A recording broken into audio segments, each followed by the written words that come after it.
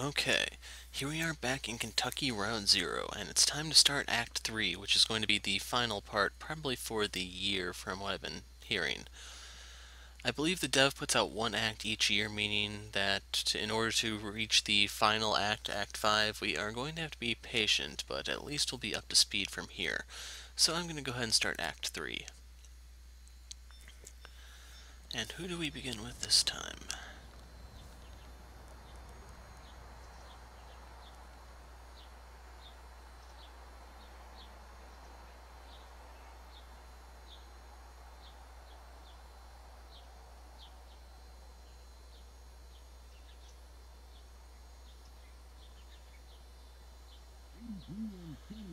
E3 and sunny now. Looks like it's going to get up to about 101 by late afternoon in Louisville and 103 in E-Town. Not a cloud in sight, so get out those parasols. Haha. Major accident just ahead of Bardstown exit, so if you're headed to work on 31, you are late, my friend. Haha. And the vibrating text is messing with me a bit. Sugar? Just a little. I forgot how you take your coffee. I'm tired. Those old horses at Ira's used to keep me up, or I heard you yelling. Bad dreams? We were up on a roof, Ira and I, and Charlie, eating a light supper. I was drinking sweet tea. Charlie was reading. We were surrounded by other houses. Closely packed, huge sidewalks. Must have been, what's the word? A subdivision? That's it, I'm sure. Below us, a group of people were gathered, standing quietly. A man was reading from a book. I asked Ira about the weather. Would it rain on Tuesday, or would it? The sun set, something like that. He wouldn't answer me. Charlie stood up, and Ira told him to watch his step, and then I remembered. I woke up before I could stop him.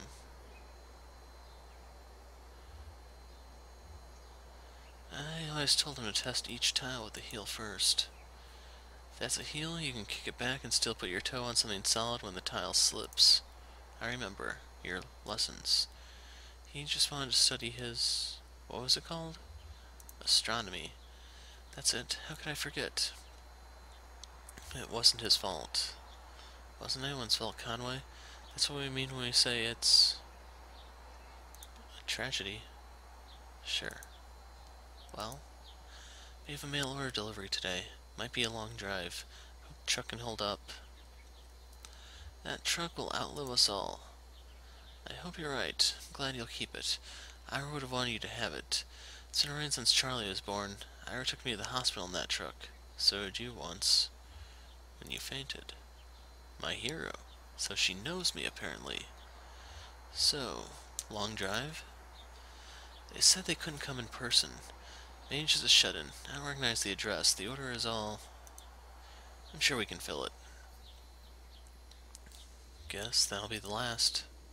I guess it will be. The last act of Lisette's Antiques. The... oh, what's the word? Finale. Maybe. No, that's not the word. I just need to think a bit. More coffee or something? Or I've had too much. It'll come to you. Maybe. I'm not sure anymore. It seems inevitable. There'll start to be words that I lose forever. Where are those boxes you sent in the hallway? Those are Charlie's old books. Oh. I thought we could look them together. That sounds nice. Cora should be here soon. Will you wait with me? Sure, Liz. I'll wait with you. There's your traffic and weather on the fives. That's every 10 minutes, brought to you by Consolidated Power Company. Stick around for Old Kentucky Home with Kate, helping you turn your humble home into a mansion after this. So I'm gonna go on a limb and say she has Alzheimer's or something along those lines to where she's going to start forgetting stuff. Unless it's like brain damage following some sort of accident because there was a fainting spell. Then again, I heard strokes can cause memory loss. And that's different. A little magic of the route or something?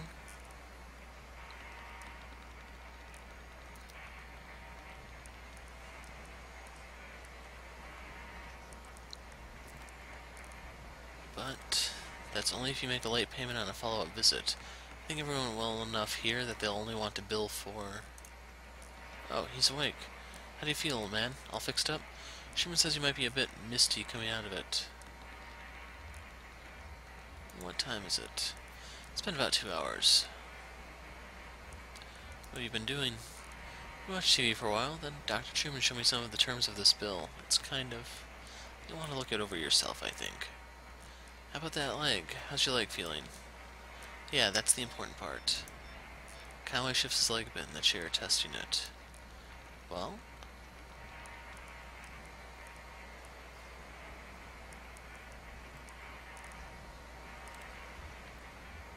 This isn't my leg. Not your... Of course it's your leg. It doesn't feel like it belongs to me anymore. I haven't encountered this reaction before, but it's not totally unheard of. I read a paper about something like this last year. It can happen for a lot of reasons. Neurological, psychological, social. I'm sure it won't persist in your case. Your thoughts and feelings are probably still a little nebulous from the neuropnol TM. That's totally normal. It'll pass. I wouldn't recommend driving, at least for another hour or two regardless. Let's stare at our leg. Let's talk about a few things you should be aware of. Recovery, rehabilitation, and side effects. How long am I going to be recovering? Well, at your age, I want to be clear. You should expect lingering effects of the injury for more or less the rest of your life. Don't immerse it fully in water. Avoid extremes of temperature. I'd stay away from dusty roads and mountain lions as much as possible. Dusty roads? Yeah, dust can be pretty dangerous. If too much accumulates, you can expect some severe shocks. Best thing you do is keep it clean and free of debris. What do I clean it with? Only clean your leg with a soft cloth, moistened with water or isopropyl alcohol. You'll definitely want to avoid abrasive agents like detergents or other solvents. So, do you have any other questions? Anything about the bill that doesn't make sense? I don't mean to rush you, but I have an early fishing trip.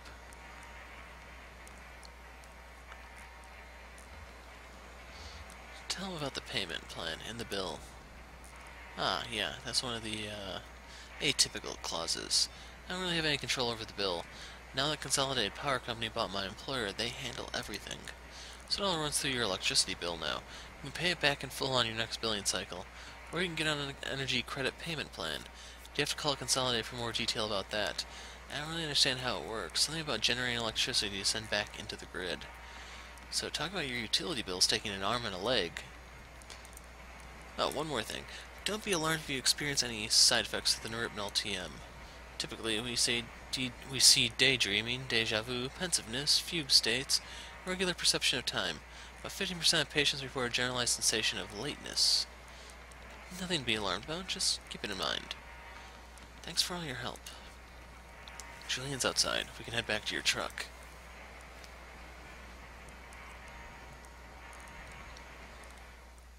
So we'll have to see how fast Conway can move on that thing. Act 3, Scene 1. Museum of Dwellings. Do we have to go through talking to people again, or... Well, first things first. Homer! Guess the rain stopped, or you need some rest back there? Need some rest, Hound? I don't feel much rested myself, or that doctor seemed nice enough. Just got in over his head is all.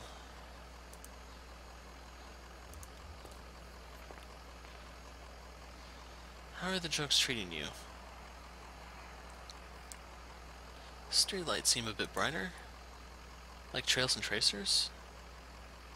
Something like that. Oh, I'm used to get that. She had migraines. Oh great, we're gonna die. My folks had a peculiar relationship with medicine. We almost never had a regular doctor or health insurance or anything like that. Our immigration stuff was a mess for most of my childhood, so we only qualified for state programs in small patches before something or other would get contested, and we learned to just pile on dentist appointments and stuff in those short windows. If a cut got infected or migraines were too much to handle, Mom would talk to so-and-so who knew so-and-so, usually another minor, and end up with some pills. Instead of medical advice, every pill came with gossipy, anecdotal warnings, and superstitious. All this lore that came with it. Like magic. Dangerous. Mysterious. Ever run into problems? Sure, yeah, stuff would be expired or mislabeled. Mom was allergic to penicillin, as it turned out. That was scary, and one time... In high school, Weaver got these pills to help her focus. She was so smart, but always going off in different directions. Mind racing, like 5 conversations going on in her head at once. And you're lucky if even one of them is with someone in the room, you know? So she had these pills. They seemed to help. I was struggling in school, too, failing my history class. She offered to share the pills. Sounds dangerous. Yeah, they seemed pretty harmless at first. Guess that's why I kept going with it. One day I was sitting in my bed, my notebook was open next to me on top of a textbook. I was holding a pen in my hand. I remember this moment from several years before. It came up so suddenly with such precision I couldn't get it out of my mind. I felt I had to stay with it until I recalled the whole thing perfectly. It's just a tiny nothing moment. My mom patching up the side of a bird cage, winding some spare wire around the frame to reinforce it. I was fixated on that image. And that sound. The cage kind of bending and twanging as she worked on it, rapping and nodding, scraping copper against paint like bowing a rubber violin with a railroad tie. My parents came back from a triple shift and found me still sitting there on the edge of the bed, pen in my hand, delirious with thirst, patching that birdcage with a 1,000-yard stare.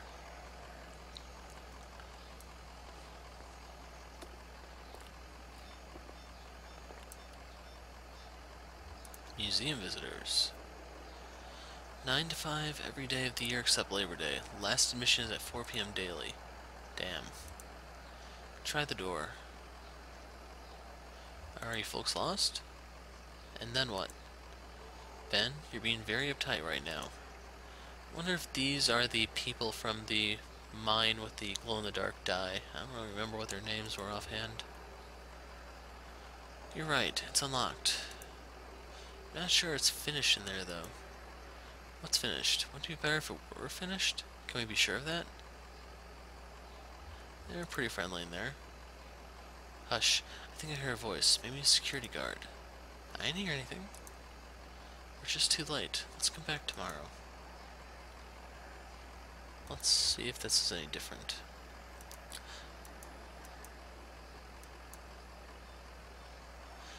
Okay, it is different. Any of you folks know a diner or something around here? What? I said it'll be boring. No, We have flashlights. Look, if we visit by day, we see what they want us to see. If we visit by night, it's all up to us. And I'm kind of growing bored with talking to them. So, what's the plan here?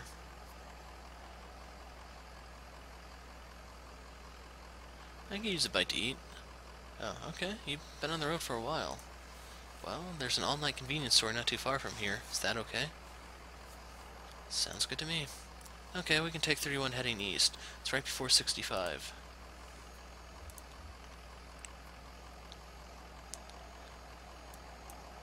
It's time to go.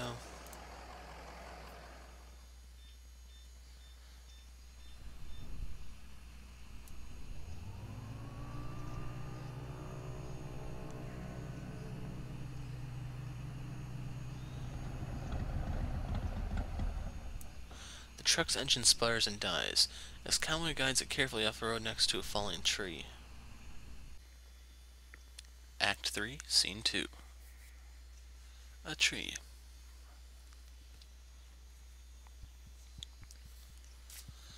So, let's click on the truck. Nothing to be done? Can you take a look at it? Guess I could poke around in there, but I don't know a damn thing about engines. Wait, is this why you always leave your truck running? First time it's just died like this. Well, where's the champagne? Anyway, do you know this area? Anyone around here that could give us a hand? I drove past here yesterday. What were you doing out here yesterday?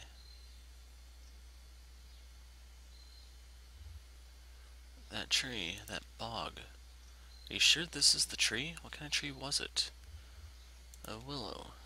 Guess that could be a willow? I don't know much about trees. Maybe we should call someone. Do you know a good towing company?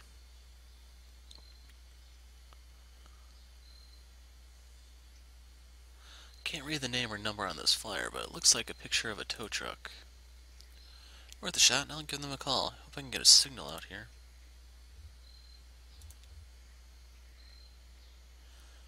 Shannon speaks into the large brick cell phone held up to her ear. Hi, hello. We've got an old, I want to say diesel? Old truck just stalled out.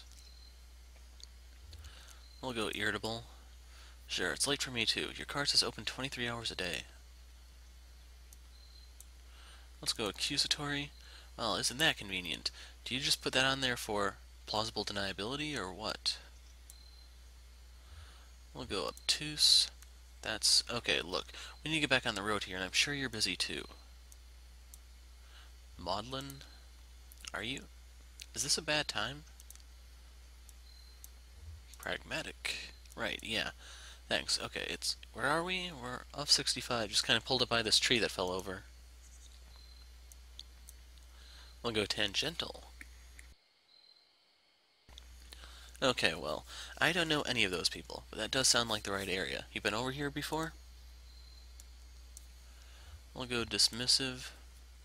Guess it doesn't matter. Well, thanks again. We'll see you soon then. How long do you think you'll be? And let's give them the music treatment. Hello? What a rude towing company, you know? Let's talk to Shannon. I think they're on their way. Guess we have some time to kill. Pretty grim place to be stuck. Wonder what happened. To the tree, I mean. Maybe it's just old. Or we can pawn this all off on global warming, one of the two. You know what used to happen to old trees out in the forest? Wildfire would come through and clear them all out. Made room for the new trees. So, I guess global warming does strike. Except that was probably more of a case of lightning. But then people build houses, and we can't have fires going all the time, so we keep putting them out. Now we have all these old trees choking out the saplings. Starving the young trees for resources, just clinging on to life until snap. Then some road crew comes by and blasts the stump with dynamite. I think I'll take a look at that radio of yours. Maybe I can get it going again. No point just standing around. And now for the kid. Ezra? Are you bored? Are you bored? Most of the time. Let's play a game. I accidentally clicked 20 questions. Okay. Ezra looks meaningfully at his shoes. Got it. Okay, guess. Is it alive? No. Does it have a home? You could put it somewhere and that would be the right place to put it. Yes. Does it last for more than a day? Well, we put it together and that takes a while, but then we break it apart right away. No, it doesn't last more than a day. Not the way it really is. Did you make it yourself? We put it together, but we didn't make it, no. Alright, that's all your questions. What's your guess? Okay. Okay, so we have to make our choice here. I'm going to go with jigsaw puzzle. Yeah, it's a puzzle. Julian found it at the bus station. It's a picture of a spooky underground lake. There aren't any boats, but some pieces are missing, so maybe that's where the boats are. Homer, how long do you think we'll be waiting here? I wish Julian wasn't so busy right now. He's got a lot of houses to carry still. I wish I could help more. Okay, let's go back to Shannon. How's it looking? The leads are badly corroded, but I'm making progress. That's what I like about working on electronics. It gets easier as you go on. Or you just get used to it. Almost there.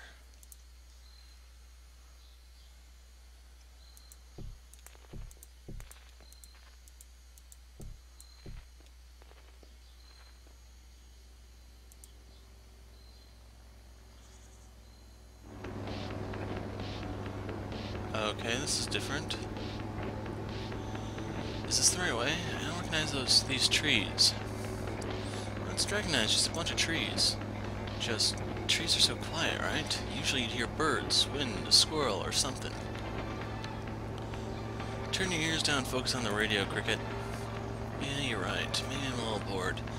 I'll work some chord progressions in my head for a while or something. Is the bike kind of dragging a bit tonight? If only we had some trash to jettison. You know you'd miss me. You're the good kind of trash, Cricket. We should write a song about it. A dirge for drums and voice. Very avant-garde. Radio. So I'm hoping this doesn't get me in trouble on YouTube. Hey, yeah, didn't you play this on record? This is Dee Dee's record. Yeah, Dee Dee. That guy is out of control. We should do a set with him. Only Johnny plays the notes I like. Aw. What time is it? You've got a timing circuit. Yeah, but yours is more accurate. Harry's gonna flip out. Relax, Cricket. Yeah, you're right. Sorry. I'm being uptight. Just play that keyboard. I'll figure out the rest. I know.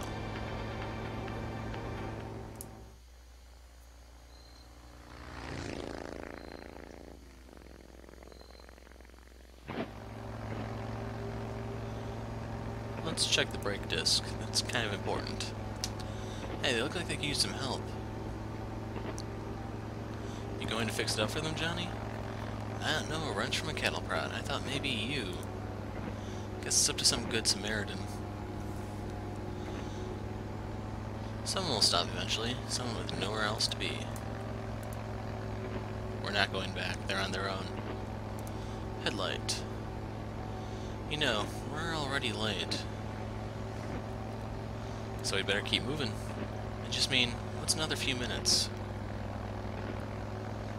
Every minute counts, kid. Sidecar. I think they had a dog. What is it with you and animals lately?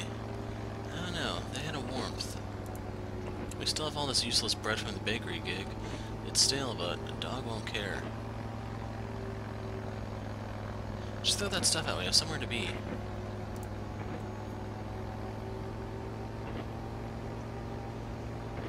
You know my favorite thing about you, ma'am? My steely resolves. We're not going back. Of course.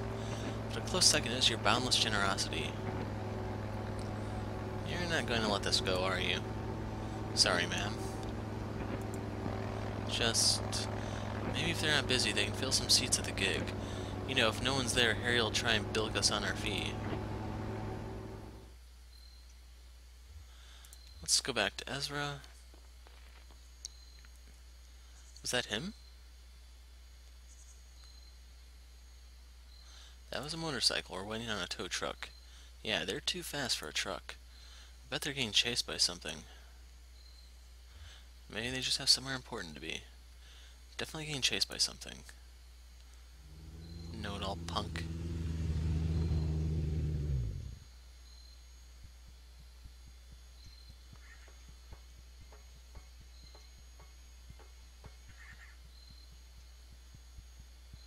Stay here.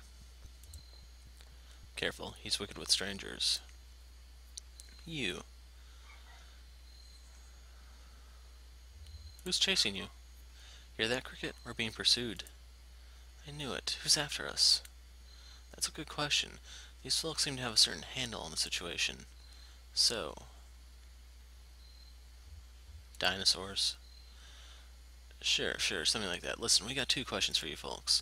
What kind of people do you take us for? I mean, how do we strike you? Probably from space. I always said you fell from heaven, ma'am. Otherworldly. It's unmistakable. Now, here's another question for you. Do you like music? Do you like music? What's Ezra have to say? Ah, he doesn't have anything funny. Sometimes I like to leave the radio dialed between stations. Of course you do. Say, they should come to our gig. What an idea. Well, we're waiting for a tow. A tow. I won't hear about it. This time of night you'll be kicking your heels till dawn. We'll fix your truck up. Me and Johnny are a couple of regular gearheads. Why, just put a new cylinder block in this baby here. The Sloth on Wheels. That's what we call our bike. We call it the Sloth on Wheels. Because it's too tired. We'll get you fixed up quick. So you can come to the gig. See, we have a regular booking tonight. Well, we're running late. Very late. That's what I told them. Now, the old man who runs this venue, Harry Esperanza, is a notorious withholder, and if we don't get a few bodies in the crowd, well, he'll go all penny pinching on us. Just a short set. We only have one song prepared. You'll come to the gig, won't you? Of course we will. Of course they will. Can you believe we almost didn't stop? Hungry old man, I think I got a crust in the sidecar here. It was only out of the kindness of my own heart. Well, it's all said and done. We stopped. That's all that matters.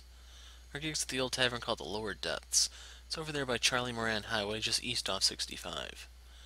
We usually take a ride off the interstate around the petting zoo. Johnny likes the petting zoo. I do like the petting zoo. Now, let's see about that truck of yours. I feel certain we can get it running. So who my plan is?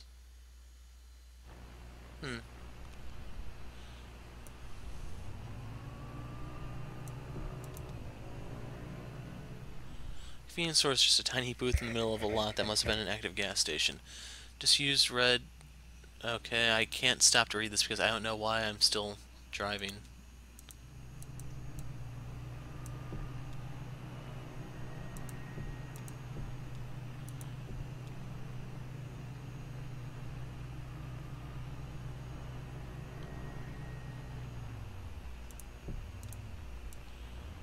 Wasn't it somewhere around here?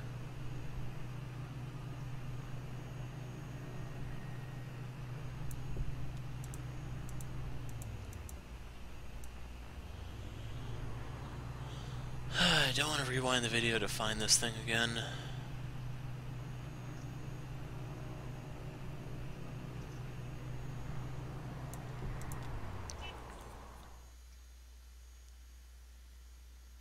Act 3, Scene 3. Equus Oils.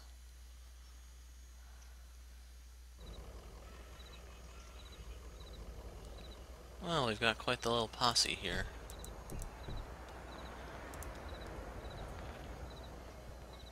Truck sounds like it's running kind of rough there. Better keep an eye on it.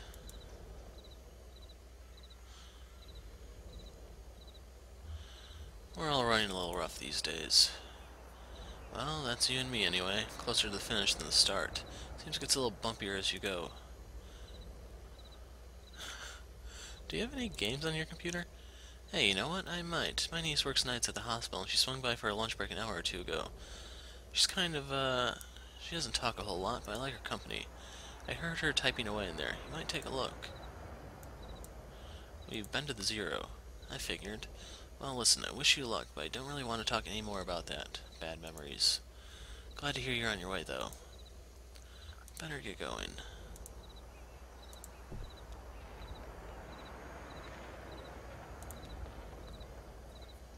Conway taps a key, waking the computer from its reverie. Games. Psychotherapist. Sports medicine professional 1973. Oh god. I am the psychotherapist. Please, describe your problems. I'm lost. Do you enjoy being lost? I used to enjoy it, yeah. It's quite interesting. I'd like to try an exercise now. Please, close your eyes and ask another person to read the following text aloud. It's summer. You are seen in a very long hall on a backless stool. The seat is upholstered in fake leather, slick with condensation. You shift your weight uncomfortably. At the other end of a very long hall, the ceiling fan beats out the rhythm of seconds. The air in the very long hall is still. You need a shave. You feel 3 rough whiskers curled over your upper lip. You gently shift your weight on the slick leather seat and exhale gently to displace the 3 rough whiskers curled over your upper lip. The very long hall is silent, except for the ceiling fan. What the? Is it just repeating itself now? Your tongue is burned. Perhaps you drank some coffee too quickly within the last several days.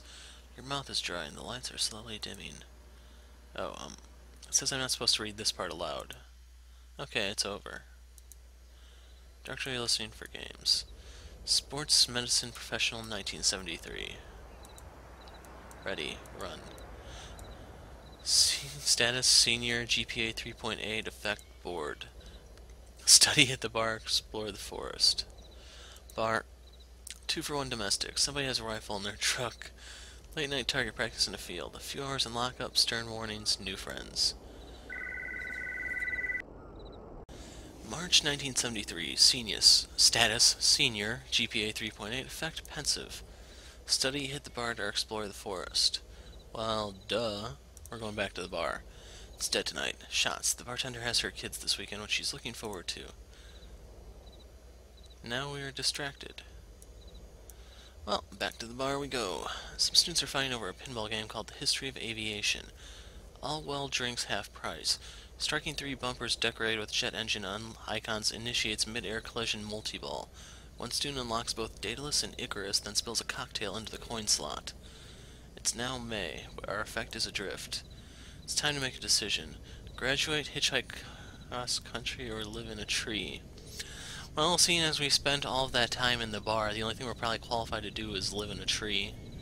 It's cold, damp, always damp. Nothing tastes or smells right.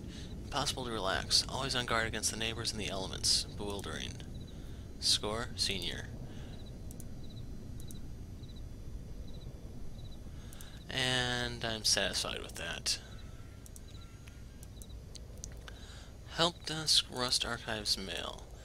Accounts Consolidated Mail. Accounts Consolidated. Account Resolution Options. Urgent. Dear Equus Oils, this is an urgent automated message regarding your overdue account. Your current status is dire. New resolution options are available to you in one of our in-person account resolution centers. To ensure your account is resolved without interruption, visit us at your convenience from the Bureau of Reclaimed Spaces. Head clockwise for quite some time until you reach the Scarecrow, then turn around and go back to the Bat Feeder. Turn around, it's a short clockwise drive on your right. Sincerely, your friends at the Consolidated Power Company.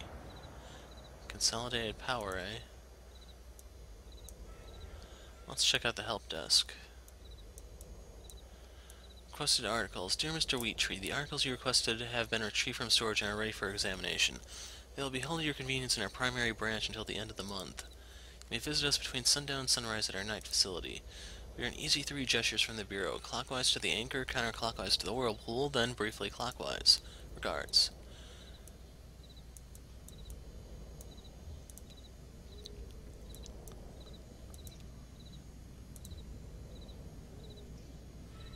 So, does he have anything new to say? Nope. Looks like we're on our way out then.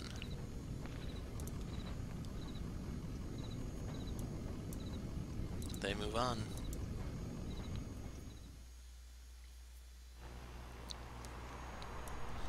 Okay, I'm looking for that Moran Road.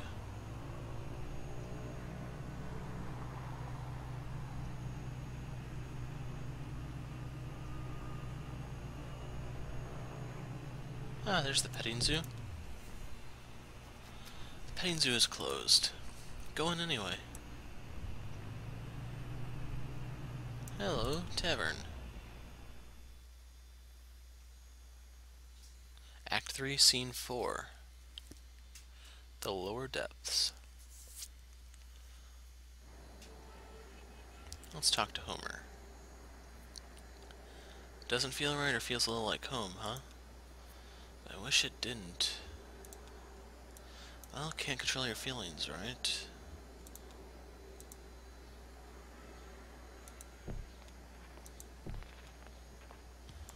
Bar door.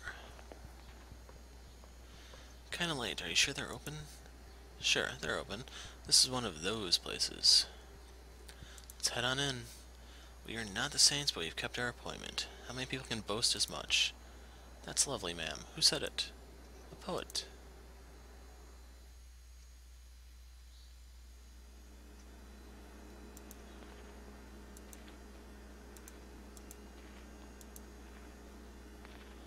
Let's examine this sandwich. A rough brick between two pieces of steel bread sits in the center of the table, surrounded by a ring of undisturbed dust. Talk about dives. Ma'am, I hate to say it, but the cupboard is bare. Have some vision, Cricket. We've got 1, 2, 4 patrons. Harry doesn't count. Well, we've done more with less. Ever? What kind of music do you play? It's like Cyrano Cole meets The Towner, but with the woman lead and the keyboards are kind of ambient whisperwave. A little bit more reverb. There's some Dolly Crown in there too, like the early stuff before she joined the Sheet Swingers. Better drum programming though. I don't know who those people are. Well, you'll hear it in a minute.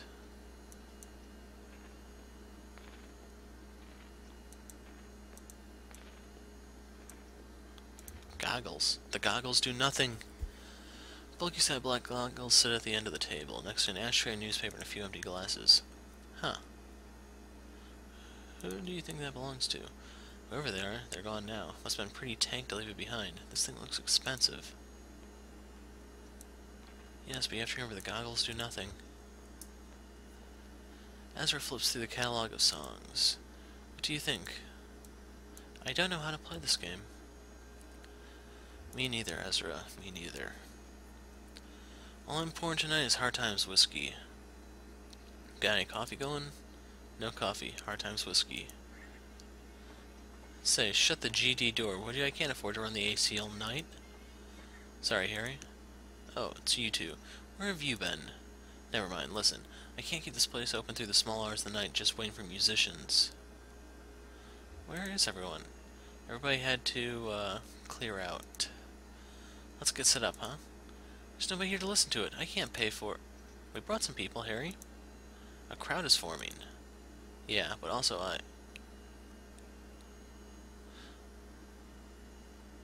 Don't you trust me, Harry?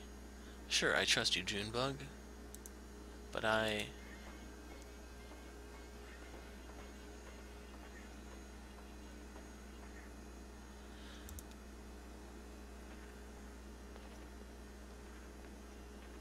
Where's his keyboard? How's it looking out there? How are you all feeling tonight? Can we get a bit more reverb in the monitors? Hearing just a soundboard behind the bar. How's that? Test, test, 1, 1, 1, 3, 50, lamentation, lamentation. Sounds good. How's everybody doing? Anybody had a real bad night? How about you, old man? Yeah, real bad. Look at my friggin' leg. I'll try not to make it too much worse. This is a song I heard in a tavern many years ago on open mic night. Me and Johnny were out riding around, you know. You like to drive around, old man? That's my job. Of course you do. So we were out riding around and we passed this gaudy old tavern. I mean, it was a real dive. Busted up facade. Weeds in the parking lot. Taps all dry. Bats in the barroom. And run by this creaky bag of bones. Looked like the only thing keeping him awake was the fear of death.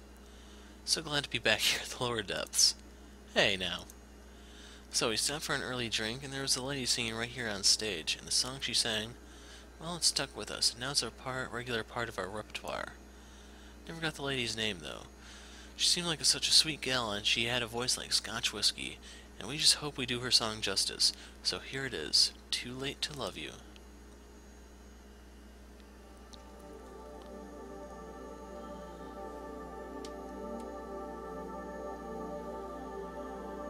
Wow, they're taking the roof off the place.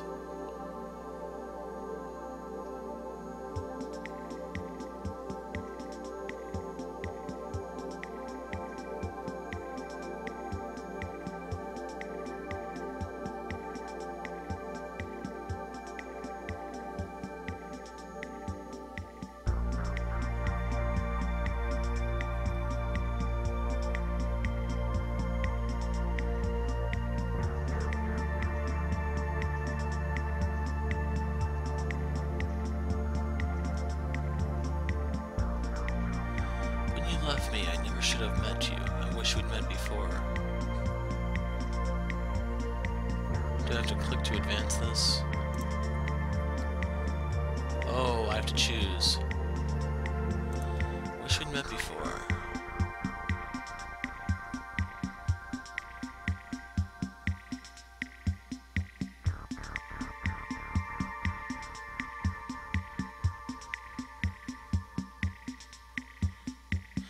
wish we'd met before I ever learned to cry.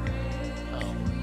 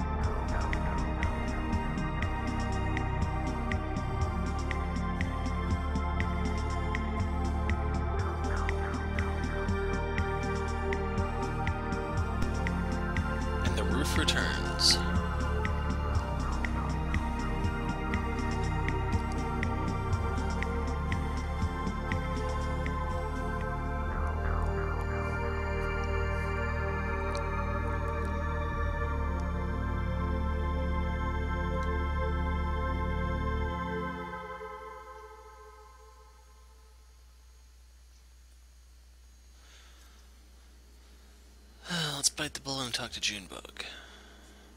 Well, hope you liked it. I've heard it before. Kind of sad, isn't it? Kind of. Listen, we appreciate you folks sticking around for the show. There's nothing more wretched than playing sad songs to an empty room. We just gotta get our fee from Harry, and then we'll get you headed to the, Zero.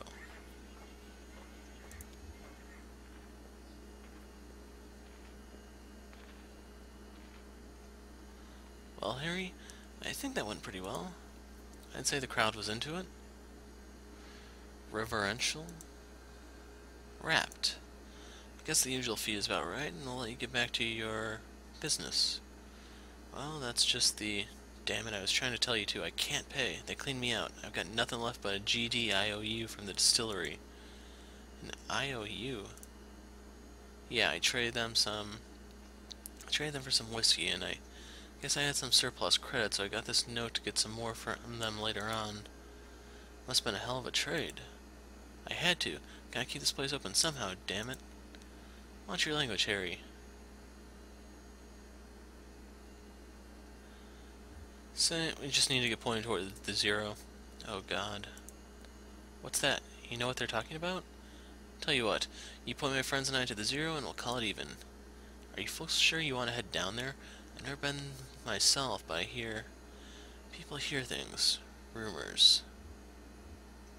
Do you know another way to Dogwood Drive? Dogwood? Got a letter, did you? I've got a stack of them. Well, okay. Sounds like the Zero's your only course now. Harry, you're alright. If only. You got a radio in your car? Yep. Well, here's what you gotta do. Take a left out of the parking lot. Then just fiddle around on your dial until you hear something familiar, but... familiar but strange. You know the feeling? Like... I used to go hunt with my uncle out in the mountains, and now I watch these nature programs. They're filmed in the mountains, and there's the deer, and I know all the plants and every kind of tree, but something just doesn't look right. And it's even stranger for being so close to familiar. Something like that. You'll know it when you hear it. Fix that strange but familiar station on your dial, drive for a bit, then turn around when the station cuts out. I mean, right then. Hope you folks find what you're looking for, eventually. Always a pleasure, Harry. Is it? Let's blow this pop stand.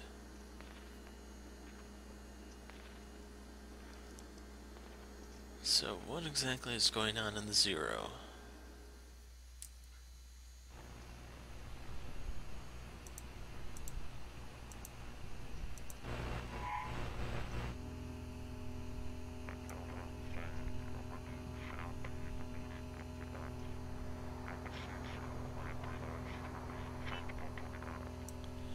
It doesn't quite match the bartender's description. Definitely weird though. Let's keep scanning. He said we know it when we hear it.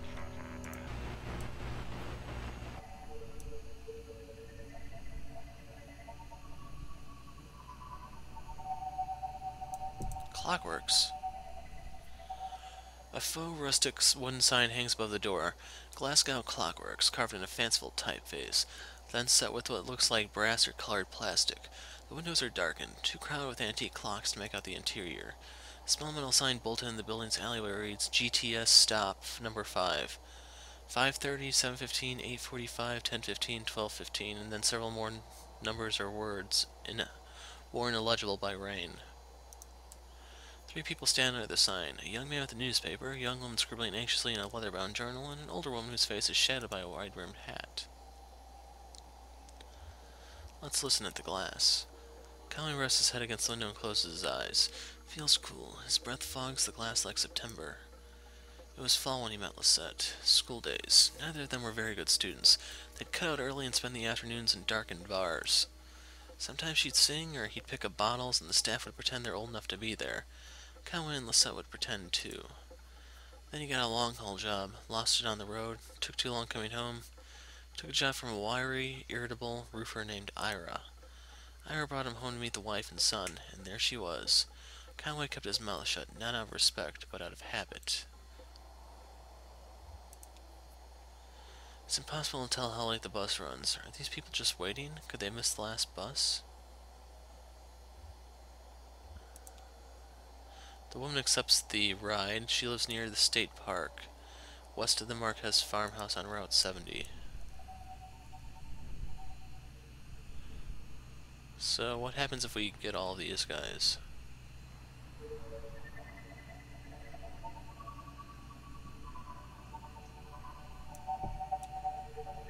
Patty's home. She has an idea for a new kind of chair. Not the whole chair, just the part that lets you adjust the height or the tilt. It can be adapted to fit any chair design, but it doesn't take up too much space. It could be flat-packed even. It's much more reliable design in the long term. Using the current crop of seat adjustment mechanisms, you're always running the risk of pinching your fingers, fumbling around down under your chair. Not so with Patty's new design. It's not cheap to get a prototype fabricated for such a thing. Too many moving parts. That much is unavoidable. Patty's doing some freelance technical writing to pay the bills, and setting aside as much as she can towards the project. She calls it the project when talking to friends and family, and by now everyone knows what she means. In school, she was easily distracted. Her teachers never thought she'd really command her full potential, and so on. But it wouldn't be long now. Patty's staying here, in that ugly amber bungalow. Again, it's only temporary.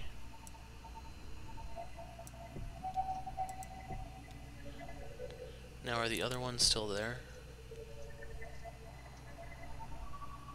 I think the Clockworks was somewhere around here.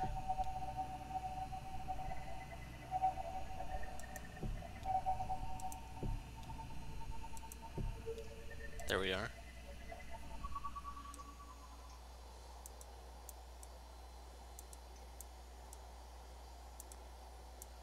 Let's get the old lady now. She climbs in the truck. Her name is Linda. She lives near the artificial limb factory, but can't be bothered for specifics. I think that's up here.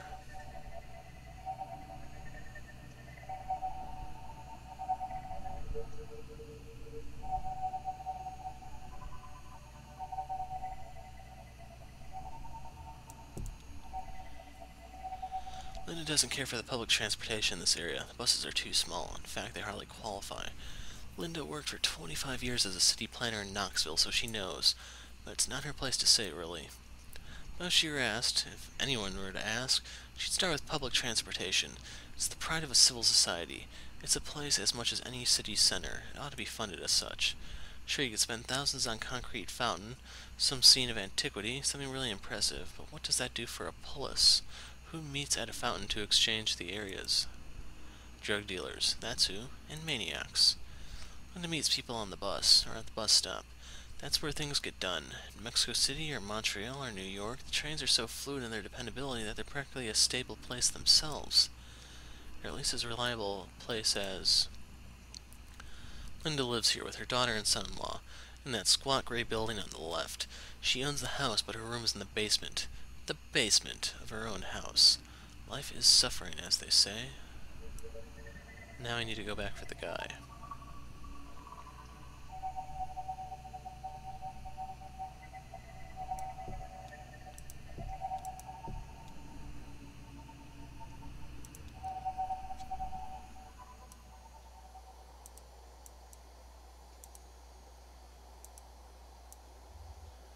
Let's look in the window. It's hard to tell where the curtain's shadows end and the dusty clock silhouettes begin. The man accepts gratefully. His name is Keith. He lives a ways west, not far from the Museum of Dwellings, just south across 65.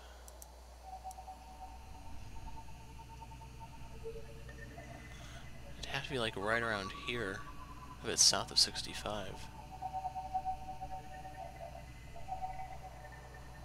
Or wait, is this the museum?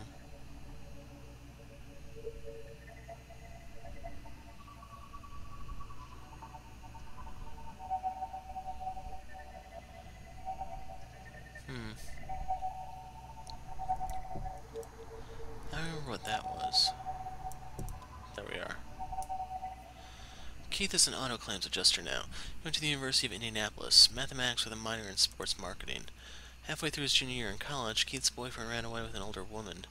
His grades fell off, he stopped shaving, his friends were concerned and suggested he take a semester off to refocus himself. He sold his car and spent 3 months traveling the country by Greyhound bus.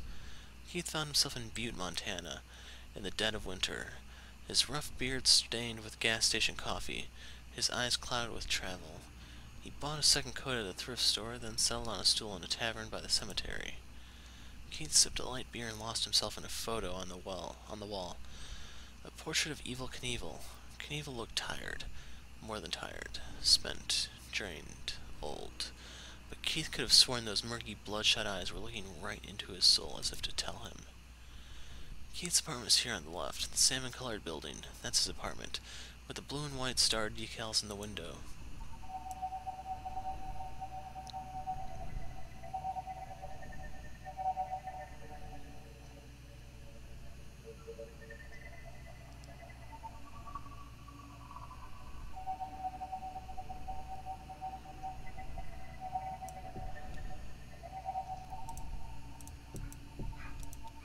Drive-in theater.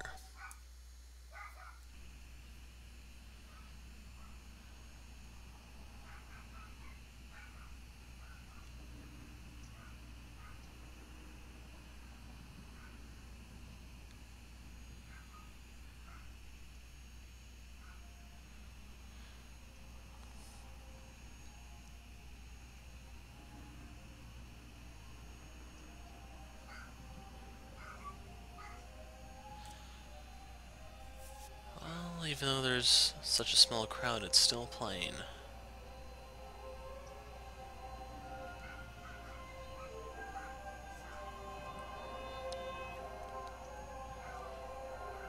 But the thing may be stuck on loop. This must be near the end. You think? Sure, you can tell they're all in crisis. What's the title of this film? I have the ticket here. It doesn't list the title. Think they'll start it over after the ending? Yeah, they do that sometimes. Good. I want to know how it starts. Maybe we can ask those folks in the pickup. They look like they're sleeping. Do all these people know each other? I think they work together. Dark-haired lady's the boss. She's looking out for business. Okay. How come nobody talks? It's silent, before your time. Do they just play old movies here? I don't know much about movies. That's funny, you seem like the type. Sitting in a theater watching some old cowboy movie, big old bag of popcorn. For what it's worth, I don't know much about movies either. I like TV. You know the difference between film and TV? A film is projected light that gets bounced off a screen. You see the reflection. With a TV, you look straight at the light. Damn, did you see that? I'm not sure you should be watching this, kid. I'm not watching. I didn't see that coming. Took a violent turn there. I should get back on the road. Let's just watch, see how it ends.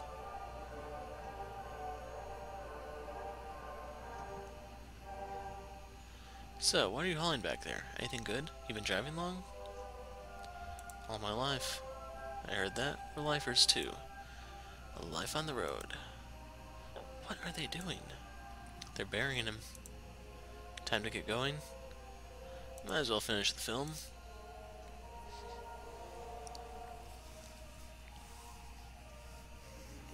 Seems like a lot of trouble to make a delivery. You couldn't refer them to someone local? They were very specific. Good for them for knowing what they want, I guess. That's it? Yeah, just kind of trailed off. It was really weird the way the big guy just sat down on the road like that. What do you think it means? He gave up? It's kind of sad. Well, let's get back on the road, huh?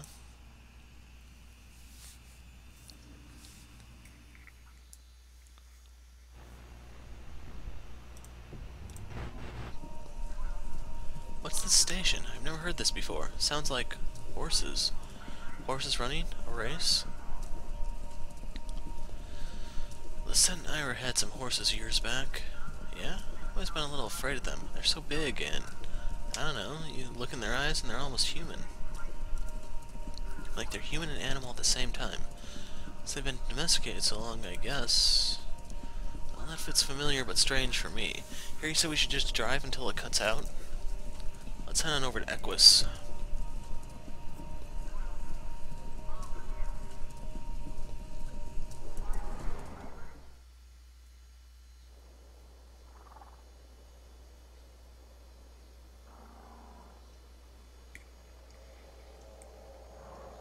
Okay.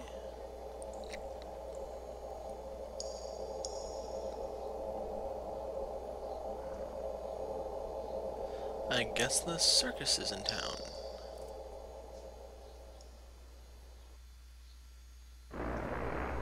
Okay. So, yeah, we're back. Rust Archives. I have to find an anchor if I want to go to the power office. Scarecrow. So, let's look for the anchor then, shall we?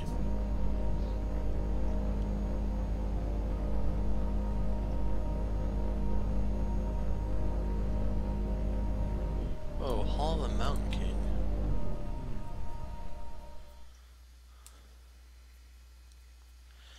Act 3, Scene 5. Hall of the Mountain King.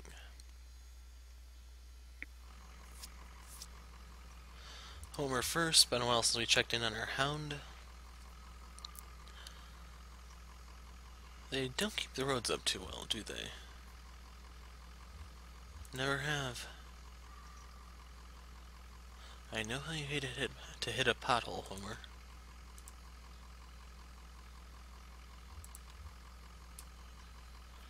Bridge ends abruptly, crumbling in disrepair.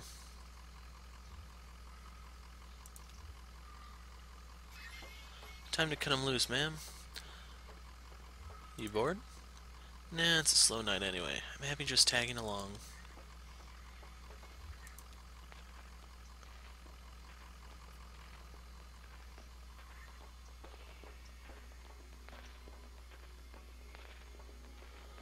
Rope.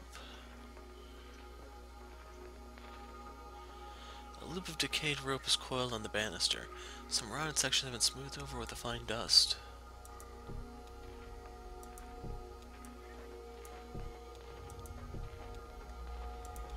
Computers. Starting to get a Sho Minamimoto vibe here. Broken computer monitors are heaped precariously among the rocks. Yep, that's our Grim Heaper in action.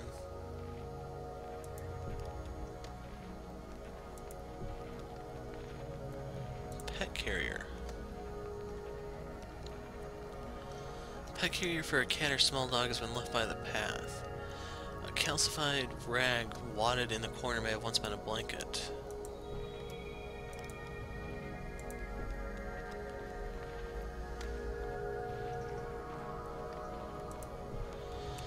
And I swear we can't take Ezra anywhere. Friggin' little pyro.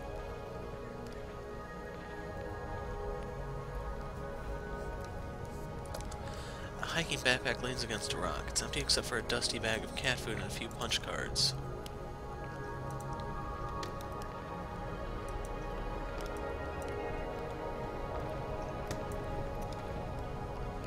Well, let's examine the fire first.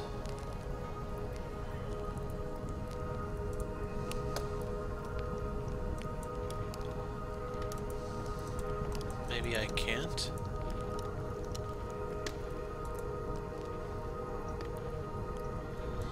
Oh well, let's talk to this Amy chick.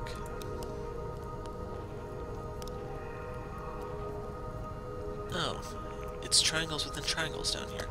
Shifting, intersecting, overlaying. Isn't it romantic? Let's see.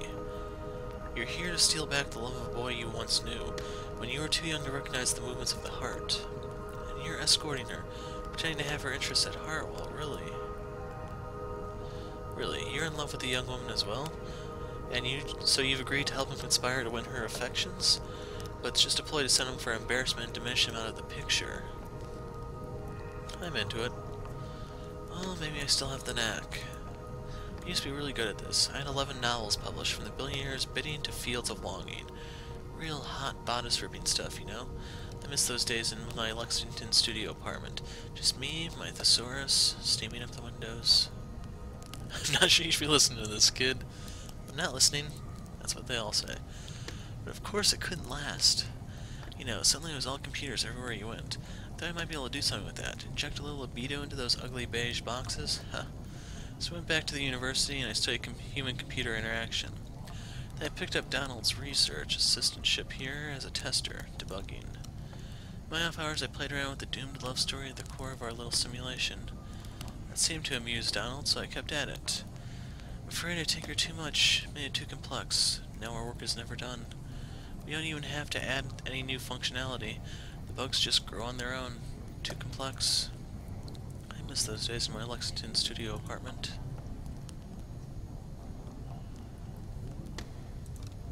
A woman in a tattered cardigan looks furtively at the other people around the fire.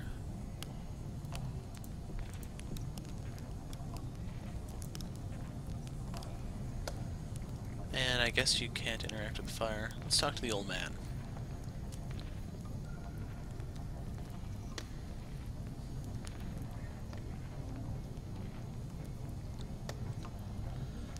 Donald puffs on a smoldering pipe while half mumbling, half singing an old country tune.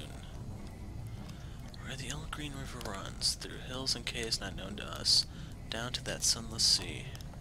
Who are you? What's that song?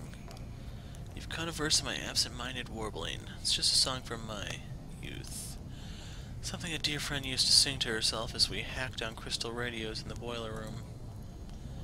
In old Kentucky, where my love, a lovely home did build for me, and where the old green river runs, through hills and caves not known to us, down to that sunless sea.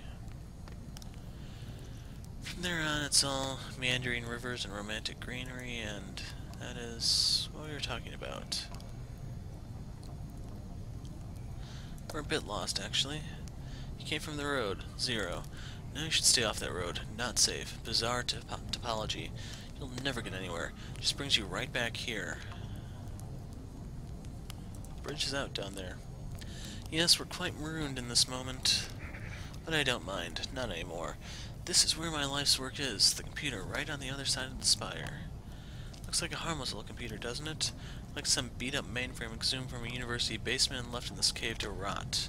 Or to flower. No, it's no ordinary computer. I've modified it extensively and in some pretty experimental ways, believe you me. And that's to say nothing of the software, but... You look like a technically minded sort of person. Tell me, do you know the effects of mold growth on diffused base transistor circuitry? I think the sucker would ignite. Exactly. It burns.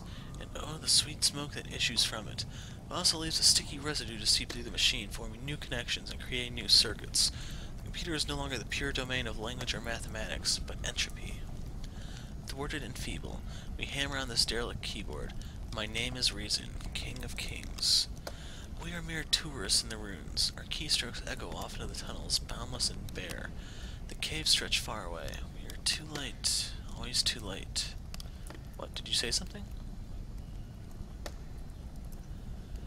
You were about to tell us about the software. Oh, the software. My life's work. Xanadu. You've heard of it? Perhaps you read about it in a journal. It's been years since I published anything. Xanadu has evolved significantly since I explained its data structures in Literary Multitudes. Hypertextual narrative as post-structural witness. Evolved. And then deteriorated. Donald sighs dramatically and then takes a puff from his pipe. Afraid you are too late, fellow hypertext enthusiast. As the mold accumulated on the circuitry, Xanadu blossomed for a moment into something holy and enchanted. Then all the charm was broken. Do you have any idea what it's like to spend your entire life building something, and then sit powerlessly as your work declines into ruin?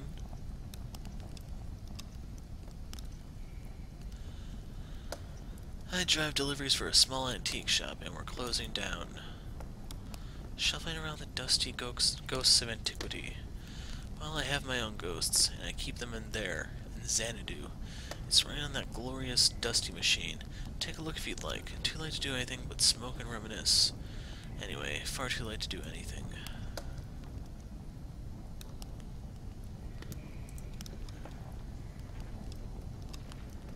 Where is Xanadu?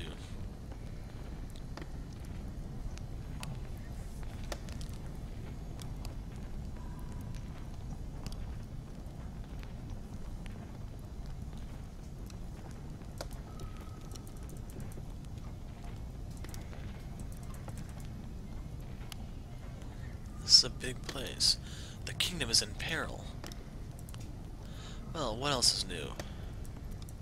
Where's the kingdom? You're in the throne room. There are 3 legendary treasures hidden throughout the castle and will restore these ruins to their former glory. What do they look like? She's messing with you, kid. Enchanted jewelry, talismans, a magic mirror that prevents the future, a magic shield that protects the bearer from age, a magic chest that's always filled with... I never went to the university. I was an independent scholar. It means I took to the public libraries like a beachcomber. I studied fairy tales. Then I came to work for Donald. I paid the bills, rubbed leathering elbows with academics, scraped black mold from cave walls.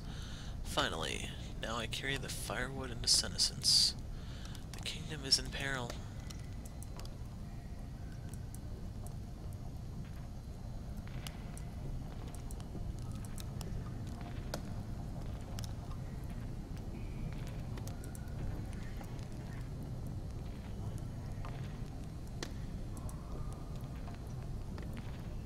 Okay, there's Andrew's text box.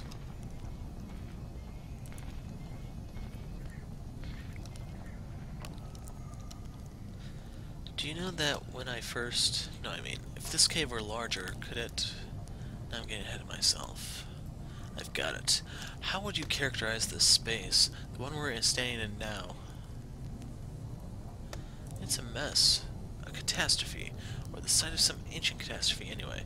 Sure, the evidence is all around us.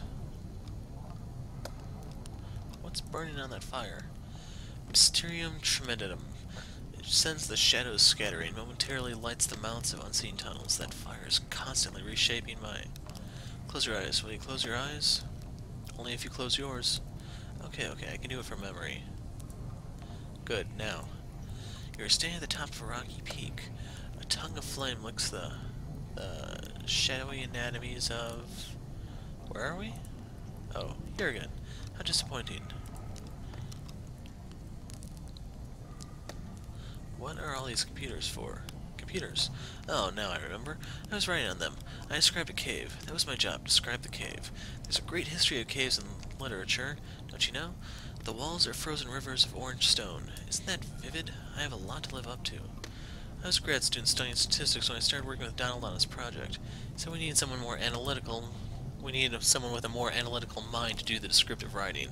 Someone who would appreciate the cave descriptions as real labor instead of taking their authorial voice for granted. Donald warned me it would be long hours of typing painstakingly detailed descriptions into the computer, and I put in the hours. Believe me, I put in the hours. I described every facet of this cave in such detail that sometimes I don't know if I'm reading or looking, writing or exploring. Often in the dark, lonely moments, I worry that in my sleep I've transcribed rooms from my dreams into the system. How would we know? They can only be entered with precise, faithful detail. That's all I know how to write, and all I dream about is caves. I only dream of caves.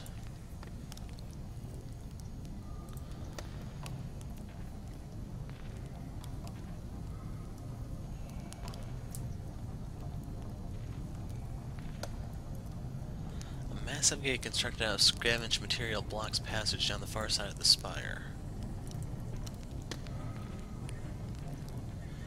So if I click on Xanadu, do I actually start leaving the place, or what? There's Xanadu. And that's our answer, I assume.